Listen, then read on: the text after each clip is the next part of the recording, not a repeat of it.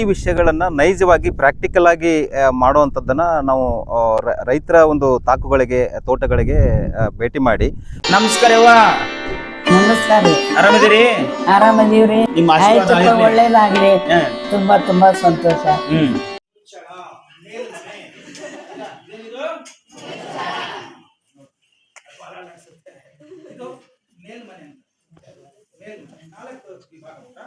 ಮೇಲ್ಮನೆ ಅಂತ ಏನಂತಾರೆ? ಇದು ಸಂಗ್ರಹ ಕೋಣೆ. ಏನಂತಾರೆ?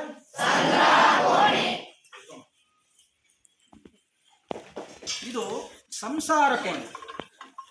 ಏನಂತಾರೆ? ಇದರಲ್ಲೇ ಲಾರ್ವ, ಮೊಟ್ಟೆ, ಮರಿ, ಜೇನು ಎಲ್ಲ ಇರುತ್ತೆ. ಇದು ಕೆಳಮನೆ. ಏನಂತಾರೆ? ಇದೇನು? ಇದೇನಿದು? ಇದೇನಿದು? ಇದೇನಿದು? ಸಂಗ್ರಹ ಕೋಣೆ. ಜೇನು ಸಾಕಣೆ ಯಾರು ಮಾಡಬಹುದು? 1ನೇ ಕ್ಲಾಸ್ ಮಗು ಮಾಡ್ಬೋದಾ? 1ನೇ ಕ್ಲಾಸ್ ಮಗು ಮಾಡ್ಬೋದಾ? ಸರಿ. 80 ವರ್ಷದ ವಯೋವೃದ್ಧರು ಮಾಡ್ಬೋದಾ? ಮಾಡ್ಬೋದಾ? ಹುಷಾರಿಲ್ಲದೆ ಇರೋರು, ಪಾರ್ಸಿ ಹೊಡೆದಿರೋರು ಮಾಡ್ಬೋದಾ? ನಾನು ಹೇಳ್ತೀನಿ, ಎಲ್ಲ 1ನೇ ಕ್ಲಾಸ್ ಮಗುವಿಂದ ಹಿಡಿದು ವಯೋವೃದ್ಧರ ತನಕ ಸುಲಭವಾಗಿ ಮಾಡ್ಬೋದು ಜೇನು ಸಾಕಣೆ. ನಿಮ್ಮ ದನ ಕುರಿ ನಮ್ಮ ಹೊಲಕ್ಕೆ ಬಂತ್ರಿ ಅಂತ ಹೇಳಿ ಜಗಳಕ್ಕೆ ಬರ್ತಾರ. ನಿಮ್ಮ ಹುಳ ಬಂತು ಅಂತ ಯಾರು ಆಯ್ತಾ? ಆ ಹುಳ ಹೋಗ್ಬಿಟ್ಟು ಅವ್ರನ್ನ ಉದ್ಧಾರ ಮಾಡಿ, ಅಂದ್ರೆ ಅಲ್ಲಿರೋ ಮಕರಂದ, ಶಲಾಕಿಗಳು, ಪರಾಗರೇಣಗಳು ಅದನ್ನೆಲ್ಲ ಮಾಡಿ ಅಲ್ಲಿ ಉದ್ಧಾರ ಮಾಡ್ಬಿಟ್ಟು ಇಲ್ಲಿಗೆ ಬಂದು ನಮಗೆ ಜೇನು ಕೊಡು. ಆಯ್ತಾ? ಆಮೇಲೆ ನೀವು ಪಕ್ಕದಲ್ಲಿ ಒಬ್ರು ಜೇನು ಕೃಷಿಕರಿದ್ದಾರೆ, ನಿಮ್ಗೆ ಚೆನ್ನಾಗಿ ಇಟ್ಕೊಂಡಿರ್ತಾರೆ ಅವರು. ಯಾಕಂದ್ರೆ ನಿಮ್ಮಿಂದ ಅನುಕೂಲ ಇದೆ. ಅಲ್ಲಿ ಫ್ಲವರಿಂಗ್ ಚೆನ್ನಾಗಿ ಆಗ್ತಿದೆ, ಕೀಪಿಂಗ್ ಕ್ವಾಲಿಟಿ ಇಂಪ್ರೂವ್ ಆಗ್ತಿದೆ. ಅದಕ್ಕೆ ನೋ ಬೀಸ್ ನೋ ವಿ. ಐನ್ಸ್ಟೈನ್ ಅದನ್ನ ಹೇಳಿರೋದು. ಜಗತ್ತಿನ ಎಲ್ಲ ಜೇನುಗಳು ಒಂದಿನ ಇರಲಿಲ್ಲ ಅಂದ್ರೆ 4 ವರ್ಷ ನಾವು ಯಾರು ಯಾವ ಆಹಾರ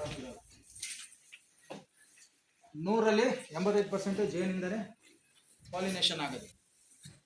ಅದು ಪ್ರತಿಯೊಂದು ಹೂವು ಹೋಗಿ ಮಕರಂದಗಳನ್ನು ಟಚ್ ಮಾಡಿ, ಪರಾಗರೇಣುಗಳನ್ನು ತಗೊಂಡು ಇನ್ನೊಂದಕ್ಕೆ ಹೋಗಿ ಅದನ್ನು ಟಚ್ ಮಾಡಿ, ಸೊ ಹೂವು ಕಾಯಾಗೋ ಥರ ನೋಡ್ಕೊಳ್ಳುತ್ತೆ. ಸಾಕಷ್ಟು ಹೂಗಳಿಗೆ ಅದು ಬೆಳಗ್ಗೆ ಬೆಳಕಿಂದ ಹಿಡಿದು ಕತ್ಲಾಗೋ ತನಕ ಕಂಟಿನ್ಯೂ ಆಕ್ಟಿವ್ ಆಗಿ ಇದ್ದೇ ಇರುತ್ತೆ.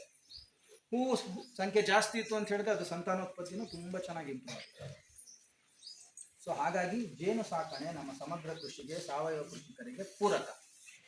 ಅಂದ್ರೆ ಈಗ ಆಕಳ ಕಟ್ಟಬೇಕಂದ್ರೆ ಸ್ವಲ್ಪ ಗೋಶಾಲೆ ಬೇಕು, ಹುಲ್ಲು ಎಲ್ಲ ತಂದು ಹಾಕಬೇಕು, ಅದನ್ನು ಕಟ್ಟಬೇಕು, ಹಾಲು ಕರಿಬೇಕು, ಇವೆಲ್ಲ ಕೆಲಸಗಳಿರುತ್ತೆ. ಜೇನು ಸಾಕಣೆ ಹೆಂಗೆ ಒಂದೊಂದೇ ಹುಳ ತಿನ್ಬಿಟ್ಟು ಅದಕ್ಕೆ ನೀರು ಕುಡಿಸ್ಬೇಕಾ? ಮತ್ತೆ ಏನು ಮಾಡಬೇಕು? ಅವೆಲ್ಲ ತಾವೇ ಮಾಡ್ಕೊಂಡ್ಬರುತ್ತೆ. ನಮ್ಮದೇನು ಕೆಲಸ? ನಮ್ಮ ಕೆಲಸ ಇಷ್ಟೇ. ಇಲ್ಲೇನಿಲ್ಲ, ವೈಟ್ ಕಲರ್ ಇದೆ, ಇಲ್ಲೊಂದು ಸ್ವಲ್ಪ ಗಲೀಜಾಗಿದೆ, ಇಲ್ಲೊಂದು ಸ್ವಲ್ಪ ಇದೆ. ಹಳೇ ಬ್ರಷ್ ಇರುತ್ತಲ್ಲ, ತಿಪ್ಪೆಯಾಗಿ ಬಿದ್ದಿರೋದು, ಅಥವಾ ನಿಮ್ಮ ಮನೇಲಿ ಇರುತ್ತಲ್ಲ ವೇಸ್ಟ್ ಬ್ರಷ್, ಅದನ್ನು ತೊಗೊಂಡು ವಾರಕ್ಕೊಂದ್ಸಲಿ ಹಿಂಗೆ ಮಾಡಿಬಿಟ್ರೆ ಆಯಿತು. 10 ಸೆಕೆಂಡ್ ಅಂದರೆ ತುದಿಲಿ ಇಲ್ಲೆಲ್ಲ ಸ್ವಲ್ಪ ಅದನ್ನು ಕೆಬರ್ಬಿಟ್ರೆ ಆಯಿತು. ನಮ್ಮ ಕಣ್ಣು ಕಾಣದ ಸಣ್ಣ ಸಣ್ಣ ಮೊಟ್ಟೆ, ವೈಟ್ ಫ್ಲೈ, ಭತ್ತದ ಹುಳಗಳು ಬರುತ್ತಲ್ಲ, ಕೆಲವೊಂದು ಹುಳುಗಳು ಇಲ್ಲಿ ಮೊಟ್ಟೆ ಇರ್ತದೆ. ಆ ಮೊಟ್ಟೆ ಏನಾಗುತ್ತೆ, ಮರಿ ಆದಮೇಲೆ ಅದು ಜೇನುಣಕ್ಕೆ ಆ ಸ್ಮೆಲ್ ಸೆಟ್ ಆಗ್ಬಿಡುತ್ತೆ. ಆಗ್ಬಿಟ್ಟು ಮೇಣ ತಿನ್ನೋಕ್ಕೆ ಶುರುವಾಗುತ್ತೆ, ರೋಗ ಬರುತ್ತೆ. ಆವಾಗ ಜೇನು ಹುಳಕ್ಕೆ ಇಲ್ಲಿ ಏನೋ ಸರಿ ಇಲ್ಲ ಅಂತ ಹೇಳ್ಬಿಟ್ಟು ಅದು ಸೆಟ್ಲ್ ಆಗ್ಬಿಡುತ್ತೆ, ಹೊರಗಡೆ ಹೋಗ್ಬಿಡುತ್ತೆ. ತನಗೆಲ್ಲ ಅನುಕೂಲ ಇದೆ ಈ ಗೂಡನ್ನು ಬಿಟ್ಟು ಹೋಗ್ಬಿಡುತ್ತೆ. ಇವೆಲ್ಲ ಕಷ್ಟಪಟ್ಟಿದ್ದು ಹೋಯ್ತು. ಹಾಗಾಗಿ ವಾರಕ್ಕೊಂದ್ಸಲಿ ಅದನ್ನು ತೆಗೆದು ಕ್ಲೀನ್ ಮಾಡಿಬಿಟ್ರೆ ಆಯ್ತು. ಜೇನು ಕಚ್ಬಿಟ್ರೆ ಕ್ಲೀನ್ ಮಾಡ್ಬೇಕಾದ್ರೆ ಜೇನು ಕಚ್ಚುತ್ತೆ ಇಲ್ಲ? ಜೇನಲ್ಲಿ 4 ವಿಧ. ಹೆಜ್ಜೇನು ಯಾವುದು? ತುಡುವೆ ಜೇನು, ಮುಜಂಟಿ ಜೇನು, ಕೋಲು ಜೇನು. ಮಧ್ಯದಲ್ಲಿ 2 ಹೆಸರು ಹೇಳಿದ್ನಲ್ಲ, ತುಡುವೆ ಜೇನು, ಮುಜಂಟಿ ಜೇನು. ನಾವು ಸಾಕ್ಬೋದು. ಹೆಜ್ಜೇನು ಹಿಡ್ಕೊಂಬಂದಿರ ಆಗಲ್ಲ, ಹೆಜ್ಜೇನು ಸಾಕಕ್ಕಾಗಲ್ಲ. ಹೆಜ್ಜೇನು ತಂಟೆಗೆ ಹೋಗಬೇಡಿ, ಅದಕ್ಕೆ ಸ್ಪೆಷಲ್ ಟ್ರೈನಿಂಗ್ ಬೇಕು, ಆಮೇಲೆ ಅದನ್ನು ತಿಳ್ಕೊಂಡು ಮಾಡ್ತಕ್ಕಂಥದ್ದು. ಸೊ ಹಾಗಾಗಿ ತುಡುವೆ ಜೇನನ್ನು ನಾವು ಸಾಕಬಹುದು, ಮುಜಂಟಿ ಜೇನನ್ನು ನಾವು ಸಾಕಬಹುದು. ನಮಗೆ ಜೇನು ಅಂತ ಸ್ವಲ್ಪ ಕಮರ್ಷಿಯಲ್ ಲೆವೆಲ್ಗೆ ಸ್ವಲ್ಪ 1 kg, 1.5 kg, 2 kg ಸಿಗುತ್ತೆ ಅಂದರೆ ತುಡುವೆ ಜೇನಿಂದನೇ. ಮುಜಂಟಿ ಜೇನು ಏನಾಗುತ್ತೆ, ನಮಗೆ ವರ್ಷಕ್ಕೆ ಒಂದು 200 ಗ್ರಾಮ್ ಬಂದರೆ ಹೆಚ್ಚು. ಆಹಾರ ಲಭ್ಯತೆ ಮೇಲೆ ಡಿಪೆಂಡ್ ಆಗುತ್ತೆ. ಮುಜಂಟಿ ಜೇನು ಸಣ್ಣ ಜೇನು, ಚುಚ್ಚದ ಜೇನು, ನಾವು ಹತ್ರ ಹೋಗೋದು ಎಲ್ಲ ತುಂಬ್ಕೊಂಡ್ಬಿಡುತ್ತೆ, ಕಚ್ಚಲ್ಲ, ಸ್ಟಿಂಜ್ ಇರಲ್ಲ. ಅದಕ್ಕೆ ತುಡುವೆ ಜೇನಲ್ಲಿ ಸ್ಟಿಂಜ್ ಇರುತ್ತೆ, ಕಚ್ಚಿಬಿಟ್ರೆ ಅದು ಒಂದು ಕೆಮಿಕಲ್ ಸೆಕ್ರೇಷನ್ ಮಾಡುತ್ತೆ. ಅದು ಕಚ್ಚಿದ್ರೆ ನಮ್ಗೆ ಏನಾಗಲ್ಲ. ಇಷ್ಟೊಂದು ನಾವು ನಮಗೇನು ಸಣ್ಣದು ಏನು ಮಾಡುತ್ತೆ, ಬಟ್ ಕೆಮಿಕಲ್ ಕೊಡುತ್ತಲ್ಲ, ಅದು ಬ್ಲಡ್ಡಲ್ಲಿ ಹೋಗಿ ಸ್ವಲ್ಪ ಬಾಯಿ ನಾವೆಲ್ಲ ವಿಷಕನ್ಯರಾಗ್ಬಿಟ್ಟಿದ್ವಿ. ನಾವು ಕಚ್ಚಿಸ್ಕೊಂಡು ಅದು ಕಚ್ಚಿದ್ರೆ ನಮ್ಗೆ ಏನಾಗಲ್ಲ, ಒಂಥರ ಪ್ರತಿರೋಧ ಶಕ್ತಿ ಬೆಳೆಸ್ಕೊಂಡ್ಬಿಟ್ಟಿದ್ವಿ. ನೀವು ಒಂದು 4 ಸಲ ಕಚ್ಚಿಸ್ಕೊಳ್ಳಿ, ಆರೋಗ್ಯಕ್ಕೆ ಒಳ್ಳೆಯದು. ಮುಂದಿನ ದೀರ್ಘಕಾಲದಲ್ಲಿ ಆರ್ಥ್ರೈಟಿಸ್ ಸಮಸ್ಯೆ ಬರಲ್ಲ, ಹಾರ್ಟ್ ರಿಲೇಟೆಡ್ ಇಶ್ಯೂಸು ಎಲ್ಲದಕ್ಕೂ ಸಪೋರ್ಟ್ ಆಗುತ್ತೆ. ಮೈಸೂರಲ್ಲಿ ಒಂದು ಕೆಲವು ಕಡೆ ಬಿ ಕ್ಲಿನಿಕ್ ಅಂತಿದೆ, ಒಂದು ಬಾಟ್ಲಲ್ಲಿ ಇಟ್ಟಿರ್ತಾರೆ, ಹಿಂಗೆ ತೊಗೊಂಡು ಕೈ ಕೊಡಿಸಿ ಹಿಂಗೆ ಕಚ್ಚಿಸ್ತಾರೆ, ಕಾಲು ಕೊಡಿ ಕಾಲು ಕಚ್ಚಿಸ್ತಾರೆ, ಒಂದು ಅಮೌಂಟ್ ಫಿಕ್ಸ್ ಮಾಡ್ತಾರೆ. ಬಿ ಕ್ಲಿನಿಕ್ ಅಂತ ಇದೆ, ಅದು ಒಂದು ಆದಾಯದ ಮೂಲ. ನೋಡಿ ಸ್ಟಾರ್ಟಪ್ಗಳು ಹೆಂಗಿದೆ ಅವಾಗ. ಆಮೇಲೆ ಒಂದು ಪೆಟ್ಟಿಗೆಯಲ್ಲಿ 10,000 to 16,000 ಇರುತ್ತೆ, ದಿನ ಒಂದು 10 ತೊಗೊಂಡು ಕಚ್ಚಿಸ್ತಾರೆ, 2,000 ರೂಪಾಯಿ ಬಂದಲ್ರಿ ಇಲ್ಲಿ.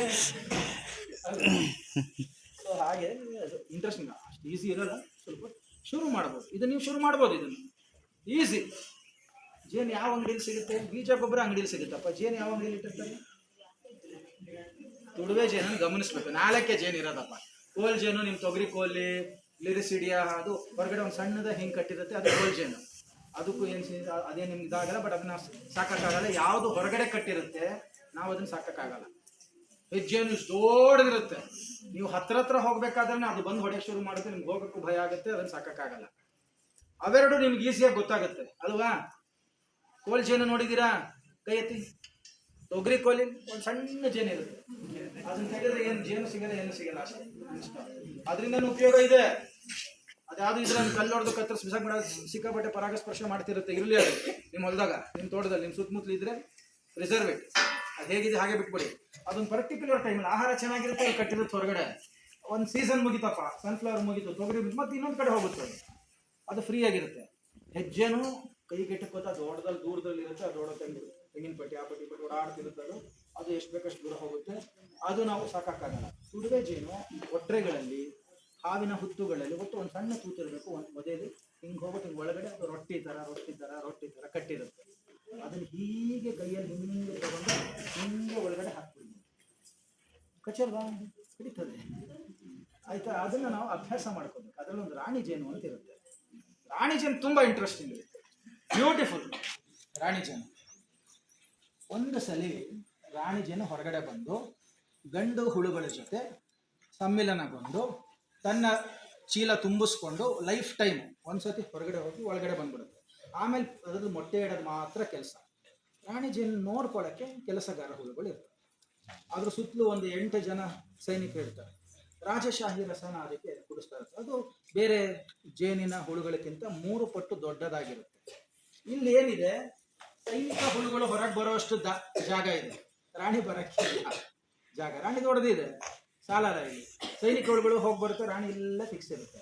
ಅವು ಮಾತಾಡ್ಕೊಳ್ಳೋದು ಕನ್ನಡ ಇಂಗ್ಲೀಷ್ ಅಲ್ಲ, ಫೆರಮೋನ್ ಭಾಷೆ. ಆ ಫೆರಮೋನ್, ಆ ಸ್ಮೆಲ್, ಅದಕ್ಕೆ ಹೇಳಿದಲ್ಲ ಆಘ್ರಾಣ ಸ್ಮೆಲ್, ಕಾಡಿನ ಭಾಷೆ. ಸೊ ಆ ಸ್ಮೆಲ್ಲಿಂದ ರಾಣಿ ಆ ಫೆರಮೋನ್ ನೋಡ್ಕೊಂಡು ಎಲ್ಲ ಸೈನಿಕ ಹುಳುಗಳು ಎಲ್ಲೇ ಹೋದ್ರೂ ವಾಪಸ್ ಆ ರಾಣಿ ಹತ್ರನೇ ಬರುತ್ತೆ. ಅದನ್ನು ಚೆನ್ನಾಗಿ ನೋಡ್ಕೊತಾ ಇರುತ್ತೆ. ರಾಣಿ ಮೊಟ್ಟೆ ಇಡ್ತಾ ಇರುತ್ತೆ. ಮರಿಗಳು ನೋಡ್ಕೊಳ್ಳೋದು ದಾದಿ ಜೇನು ಹುಳುಗಳು ಇರ್ತವೆ, ಸೀನಿಯರ್ ಮೋಸ್ಟ್ ಇರ್ತಾವಲ್ಲ, 3 ತಿಂಗಳು ಬೇರೆ ಜೇನು ಹುಳುಗಳಿರುವು. ಇದು ರಾಣಿ 2.5 ವರ್ಷ, 3 ವರ್ಷ, 4 ವರ್ಷದ ತನಕನೂ ಉದಾಹರಣೆಗಳಿದೆ. ಅದು ಯಾಕೆ ಅಷ್ಟು ಸುದೀರ್ಘ ಆಯುಷ್ಯ ಅಂತ ಹೇಳಿದ್ರೆ, ರಾಜಶಾಹಿ ರಸ ಜೇನುಹುಳ ಕೂದಲುಗಳಿಂದ ಒಳಗಡೆ ಬರ್ತಾ ಇರುತ್ತೆ, ಅದನ್ನು ಮಾಡಿಕೊಂಡು ಹಾಗಾಗಿ ಅದು ರಾಣಿ ಜೇನು ತುಂಬ ಇಂಪಾರ್ಟೆಂಟ್. ಮೊಟ್ಟೆ ಇಡ್ತಾ ಇರುತ್ತೆ, ಲಾರ್ವಾ ಆಗುತ್ತೆ, ಮರಿ ಆಗುತ್ತೆ. ಮೊದಲನೇ ತಿಂಗಳು ಚಿಕ್ಕ ಹುಳುಗಳಿರುತ್ತೆ. ಆಮೇಲೆ ಇದು ಹೊರಗಡೆ ಹೋಗಿ ಬರುತ್ತೆ, ವಯಸ್ಸಾಗುತ್ತೆ, ದಾದಿ ಹುಳುಗಳಾಗುತ್ತೆ. ಹಾಗಾಗಿ ಆ ಜೇನು ಕುಟುಂಬ, ಆ ಶಿಸ್ತು, ಡಿಸಿಪ್ಲಿನ್ ನಾವು ಕಲಿಬೇಕು ಅಂತ ಹೇಳಿದ್ರೆ, ಒಂದು ಕುಟುಂಬ ಹೆಂಗೆ ನಿರ್ವಹಣೆ ಮಾಡಬೇಕು, ಒಂದು ಕಡೆಯಿಂದ ಕಂಟ್ರೋಲ್ ಆಗಬೇಕು, ನಾವು ಜೇನು ಹುಳುಗಳನ್ನು ನೋಡಿ ಕಲಿಬೇಕು. ರಾಣಿ ವಿಚಾರ ಇಷ್ಟು. ಇಲ್ಲಿ ಇದನ್ನ ನಾವು ಫ್ರೇಮ್ ಅಂತ ಕರಿತೀವಿ. ಇಲ್ಲೇನಿರುತ್ತೆ, ಅದು ಹೀಗೆ ರೊಟ್ಟಿ ಕಟ್ಟುತ್ತಲ್ಲ, ಇಲ್ಲಿ ಮೊಟ್ಟೆ, ಲಾರ್ವಾ ಇವೆಲ್ಲ ಇಲ್ಲಿರುತ್ತೆ. ಬರ್ತಾ ಬರ್ತಾ ಮೇಲ್ಗಡೆ ಜೇನು ಸ್ಟೋರ್ ಮಾಡುತ್ತೆ. ಆಮೇಲೆ ನೆಕ್ಟರಿಂದ ಮುಚ್ಕೊಳ್ಳುತ್ತೆ, ಪ್ಲಾಟ್ ಮಾಡುತ್ತೆ. ಅಂದರೆ ಜೇನು ಸಂಗ್ರಹ ಮಾಡುತ್ತೆ. ಬೇರೆ ಕಾಲದಲ್ಲಿ ಅದು ಜೇನು ತನ್ನ ಮರಿಗಳಿಗೆ ಬೇಕಾಗುತ್ತೆ ಅಂತ ಅದೊಂದು 3 ದಿನಕ್ಕೆ ಕೆಲದೊಳಗೆ ಮತ್ತೆ ಹೊರಗಡೆ ಬರುತ್ತೆ. ಹಂಗದು ನಡೀತಾನೆ ಇರುತ್ತೆ ಇಲ್ಲಿ ಆ್ಯಕ್ಟಿವಿಟಿ. ಇಲ್ಲಿ ಜೇನು ತುಂಬಿಸ್ತು, ಸ್ವಲ್ಪ ಉದ್ದ ಇದ್ದಾಗ ನಿಮಗೆ ಇಲ್ಲಿ ಮೊಟ್ಟೆ ಮರಿ ಎಲ್ಲ ಬಂತು. ಆಮೇಲೆ ಇಲ್ಲಿ ಏನು ಬರುತ್ತೆ, ಇಲ್ಲಿ ಕೊಡ್ಬಿಟ್ಟು ಅದಷ್ಟು ದೊಡ್ಡದಿದೆಯಾ, ಇಷ್ಟೇ ಇದೆ. ಇಲ್ಲಿ ಜೇನು ಕಟ್ಟತ್ತೆ, ಮತ್ತೆ ಇಲ್ಲಿ ಮೊಟ್ಟೆ ಮರಿ ಮಾಡಬೇಕು ಅಂದರೆ ಜಾಗ ಇರಲ್ವಲ್ಲ, ಕೆಳಗಡೆ ಫ್ರೇಮ್ ಹೋಗುತ್ತೆ. 2 ಒಂದೇ ಬಾಕ್ಸಲ್ಲಿ ಇರುತ್ತೆ. ಕೆಳಗಡೆ ಫ್ರೇಮ್ ಇಲ್ಲಿಡುತ್ತೆ ಮೊಟ್ಟೆ ಮರಿ ಎಲ್ಲ. ಇಲ್ಲಿ ಜೇನು ನಾವು ಇದನ್ನು ಮಾತ್ರ ತೆಗಿತೀವಿ.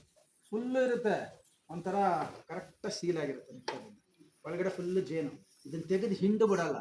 ಅದು ಒಂದು ಸಣ್ಣದು ಮಿಷಿನ್ ಇದೆ, ಅದನ್ನ ಗರ ಗರ ಗರ ಗರ ಗರ ತಿರುಗಿಸ್ಬಿಟ್ರೆ ಅದೆಲ್ಲ ಸೆಂಟ್ರಿಫ್ಯೂಗಲ್ ಫೋರ್ಸು ಕರೆಕ್ಟಾಗಿ ಹಿಡಿಯುತ್ತೆ. ಇಲ್ಲ ಅಂದರೆ ನೀವು ಒಂದು ತಟ್ಟೆನ ಹಿಂಗೆ ಸ್ಲ್ಯಾಂಟಾಗಿ ಇಟ್ಬಿಟ್ಟು ಹಿಂಗೆ ಬಿಸಿಲಲ್ಲಿ ಇಟ್ಬಿಡಿ, ಎಲ್ಲ ಬಂದು ಈ ಕಡೆ ನಿಂತ್ಕೊಂಡ್ಬಿಡುತ್ತೆ.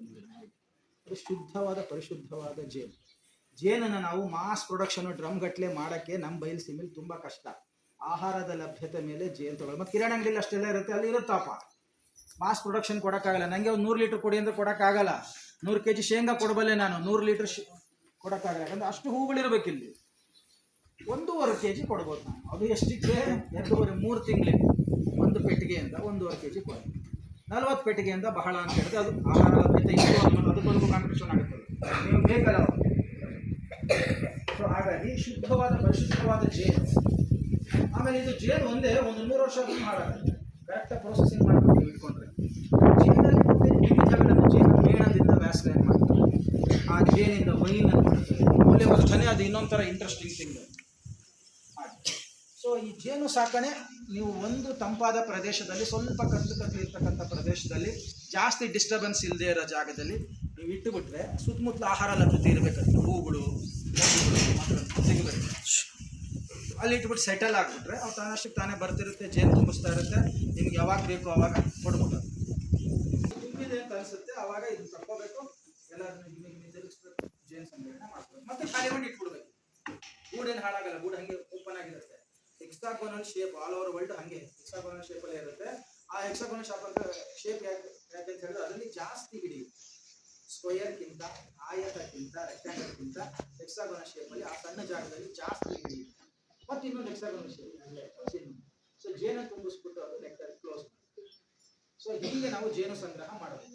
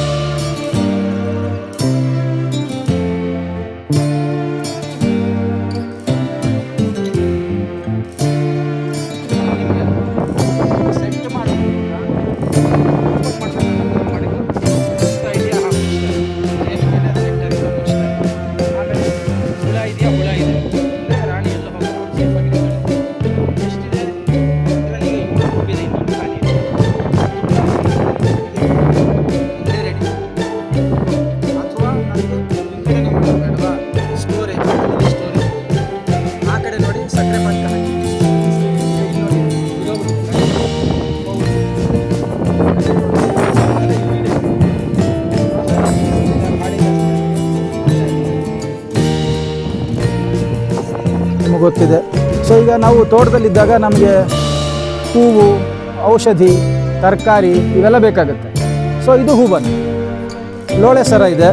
ಇದ್ಯಾವ್ದು ಹೇಳಿ? ಇದು ಅಂತಿಗೊನೆ ಅಂತ ಹೇಳಿ, ಜೇನಿಗೆ ಬಹಳ ಇದು.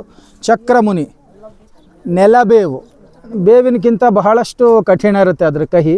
ಅಲ್ಲಿ ಹಾಗೆ ಉದ್ದಕ್ಕೆ ಬಳ್ಳಿ ನಿಂತಿದೆಯಲ್ಲ, ಅದು ಪ್ಯಾಷನ್ ಫ್ರೂಟ್ ಅಂತ ಹೇಳಿ ಬಯಲುಸೀಮೆಯಲ್ಲಿ ತುಂಬ ಚೆನ್ನಾಗಿ ಬರುತ್ತೆ. ಕರಿ ತುಳಸಿ ಇದೆ, ಹಸಿರು ತುಳಸಿ ಇದೆ, ಚಕ್ರಮುನಿ ಇದೆ, ಇಲ್ಲಿ ಕೇಶವರ್ಧಿನಿ ಇದೆ, ಆಮೇಲೆ ಸೇವಂತಿಗೆ ಇದೆ, ಮಲ್ಲಿಗೆ ಇದೆ. ಈ ಥರ ಒಂದಷ್ಟು ವೆರೈಟೀಸ್. ಇವು ನಮ್ಮ ಡ್ರ್ಯಾಗನ್ ಫ್ರೂಟು. ಈ ಥರದ್ದು ಒಂದು 8-10 ವೆರೈಟೀಸು ಮನೆ ಎದುರುಗಡೆನೆ ನಮಗೆ ಬೇಕಾದಂಥ ಹೂಗಳನ್ನು. ಇವು ಗ್ಲಾಡಿಯೋಲಸ್, ಇಲ್ಲಿದೆಯಲ್ಲ ಇವು ಗ್ಲಾಡಿಯೋಲಸ್, ಚೆಂದಾಗಿರ್ತಕ್ಕಂಥ. ಇದು ನಮ್ಮ ಹೂಬನ, ನಮ್ಮ ತೋಟದ ಹೂಬನ. ಓಕೆ, ಈಗ ಔಷಧಿ ವನಕ್ಕೆ ಹೋಗೋಣ ಬನ್ನಿ.